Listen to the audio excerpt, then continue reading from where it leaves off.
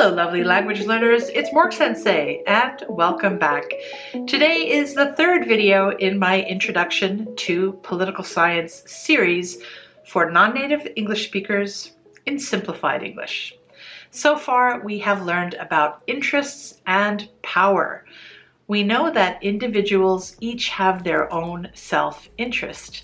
We also know that individuals use different kinds of power to satisfy their self-interest. In this video, we'll learn about the theory of collective action. This is a theory that explains how individuals work together to satisfy shared interests. First, we will analyze the assumptions of the theory. Then we'll learn about interest groups. Here we go. The theory of collective action assumes that there are groups of individuals with shared interests. In most cases, it is easier for a group to satisfy its members' shared interests than for one of its individual members to satisfy his or her interests alone. According to the theory of collective action, leaders mobilize members of the group to take action. The leaders use incentives and coercion to mobilize the members. The incentives and coercion are necessary to solve the free rider problem.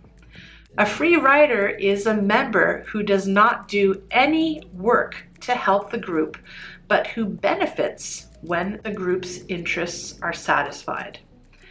An interest group is a voluntary association of individuals who take collective action to satisfy the members' shared interests.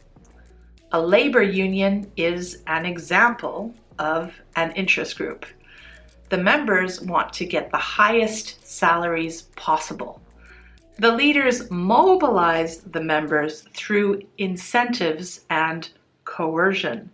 Leaders may offer members incentives for attending labor union meetings, such as free pizza and beer after the meeting. On the other hand, members who do not attend meetings might have to pay a fine. The fine is a form of coercion. Incentives and coercion are necessary because some members might not do any work. Even if they do not do any work, these free riders' salaries will increase if the labor union succeeds. Countries like Japan and the United States, among many more, have interest group politics. There are conflicts of interest between different interest groups, and they try to use power to satisfy their interests. The government is often the target of their competing collective actions. For example, an interest group of companies might want the prefectural assembly to approve the new trash incinerator in their small town because it will lower their trash disposal costs. But an interest group of citizens there might oppose it because of pollution. Each interest group will mobilize its members and take collective action to satisfy their own interests. We study politics by understanding three important things: interests, power, and collective action. The theory of collective action is useful because it helps us understand what individuals with shared interests do to satisfy their interests. Leaders use incentives and coercion to mobilize their members.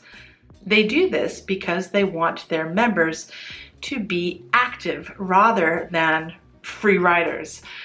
When groups with different interests compete, we call it interest group politics. Okay, that is it for this video. I hope to see you in the next one in the series. Don't forget to click the notification bell to be alerted of my next video, and make sure you're subscribed.